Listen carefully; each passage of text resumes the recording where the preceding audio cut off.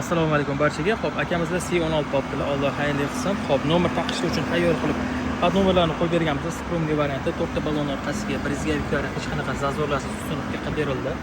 Xo'p, salon qismiga keladigan bo'lsak, 4 ta eshikning ichiga mana shunaqa silikon organzalarni solib berganmiz. Narsalar solib qo'yganingizda umuman taqir tuproq ovoz chiqmaydi va albatta mana shunaqa eshik ruchka karmalarni ham qo'yib berganmiz. Xo'p, undan tashqari paroklarga mana shunaqa doimiy nejavik materialdan ishlangan nakladkalarni qo'yib berganmiz. Xo'p, rullarning ustiga mana shunaqa nakladkalarni ham qo'yib berganmiz. Qo'ja bo'ladi.